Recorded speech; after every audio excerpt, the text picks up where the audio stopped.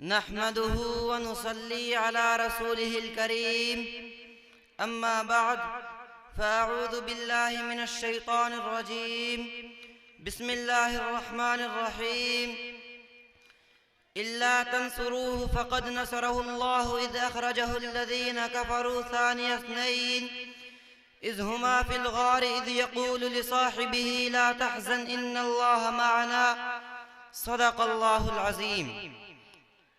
وقال النبي صلى الله عليه وسلم ما من نبي إلا وله وزيران من أهل السماء ووزيران من أهل الأرض فأما وزيراي من أهل السماء فجبرائيل وميكائيل وأما وزيراي من أهل الأرض فأبو بكر وعمر رضي الله تعالى عنهما او كما قال علیہ الصلاۃ والسلام.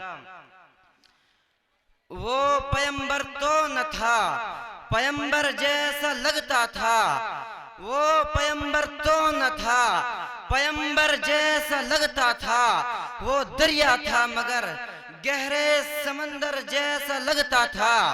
ترستے ہیں فرشتے جس کو چھونے کے لیے اکثر، ترستے ہیں فرشتے جس کو چھونے کے لیے اکثر، وہ اس مسند کے منبر و محراب جیسا لگتا تھا.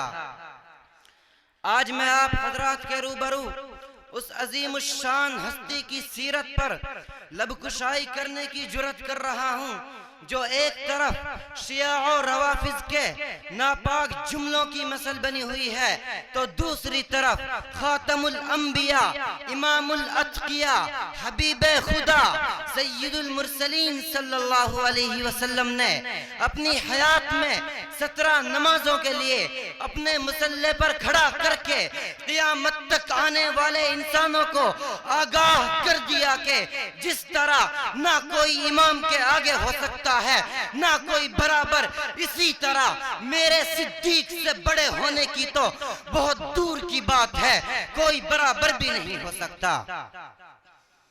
بعض شریعت سے ناواقف لوگوں کی زبانی سنا گیا ہے کہ اس طرح کے بیانات سے تو اختلاف برپا ہوتا ہے اور دلیل دیتے ہوئے کہتے ہیں وَاعْتَصِمُوا بِحَبْلِ اللَّهِ جَمِيعًا وَلَا تَفَرَّقُوا، کہ اللہ کی رسی کو مضبوطی سے تھام لو اور اختلاف مت کرو. لیکن ان کو اتنا بھی نہیں پتا کہ حق کا بیان کرنا اختلاف نہیں ہے. میں نے کہا صرف اللہ مسجود ہے، یہ اختلاف نہیں حقیقت ہے. میں نے جو کہا صرف اللہ معبود ہے، یہ اختلاف نہیں حقیقت ہے. میں نے جو کہا اللہ کے بعد سب سے بڑا مقام پیارے آقا صلی اللہ علیہ وسلم کا ہے، یہ اختلاف نہیں حقیقت ہے. میں نے جو کہا آقا کی موجودگی میں کوئی مصلی پر نہیں آ سکتا، یہ اختلاف نہیں حقیقت ہے. میں نے جو کہا آقا نے اپنی زندگی میں ابو بکر کو مصلی پر کھڑا کیا، یہ اختلاف نہیں حقیقت ہے. میں نے جو کہا آقا نے فرمایا لو کان بعدی نبی لکان عمر، میرے بعد اگر کوئی نبی ہوتا تو عمر ہوتا، یہ اختلاف نہیں حقیقت ہے. میں نے جو کہا آقا نے ابو بکر و عمر سے بیٹی لی ہیں، یہ اختلاف نہیں حقیقت ہے. میں نے جو کہا آقا نے عثمان و علی کو بیٹیاں دی ہیں، یہ اختلاف نہیں حقیقت ہے. میں نے یہ اختلاف نہیں حقیقت ہے. میں نے جو کہا حضرت علی نے حضرت ابو بکر کے ہاتھ پر بیعت کی ہے، یہ اختلاف نہیں حقیقت ہے. میں نے جو کہا حضرت حسن نے حضرت معاویہ سے صلح کی ہے، یہ اختلاف نہیں حقیقت ہے. اختلاف تو تم کرتے ہو، یہ بات تو ہمارے اکابر نے ہمیں بہت پہلے بتلائی ہے کہ لا تفرقو، تفریق نہ کرو، جو سچ ہے اسے مان لو، جو جھوٹ ہے اسے چھوڑ دو. چھین سکتا نہیں کوئی صدیق سے، چھین سکتا نہیں کوئی صدیق سے، دے گیا ہے امامت میرا مصطفیٰ. کون ہے ابو بکر؟ کیسا ہے ابو بکر؟ تمام انبیاء میں یہ مقام حضرت یوسف کو ملا. 4 پشتوں میں نبی، یوسف خود نبی، باپ یعقوب نبی، دادا اسحاق نبی، پردادا ابراہیم نبی. تمام صحابہ میں یہ مقام حضرت ابو بکر کو ملا. 4 پشتوں میں صحابی، خود صحابی، باپ صحابی، بیٹا صحابی، پوتا صحابی۔ کون ہے ابو بکر؟ امان محمد، امین محمد، یسار محمد، وزیر محمد، بشیر محمد۔ حضرت مولانا اشرف علی تھانوی سے ایک صاحب نے سوال کیا کہ حضرت افضل تو سب سے ابو بکر ہیں، اور آقا صلی اللہ علیہ وسلم فرما رہے ہیں لو کان بعدی نبی لکان عمر، اگر میرے بعد کوئی نبی ہوتا تو وہ عمر ہوتا، حالانکہ ابو بکر کہنا چاہیے تھا۔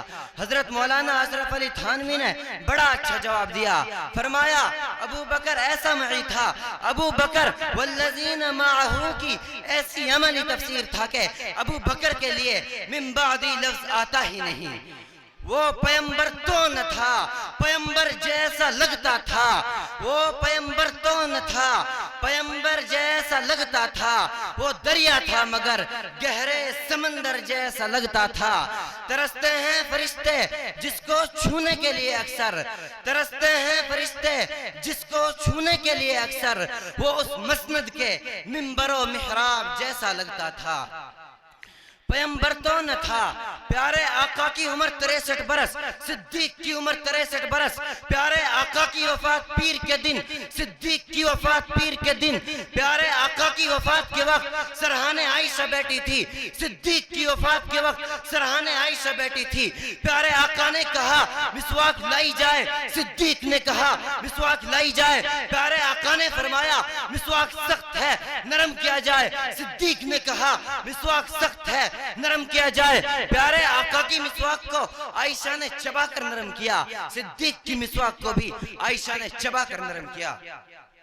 وآخر دعوانا الحمدللہ رب العالمین۔ السلام علیکم۔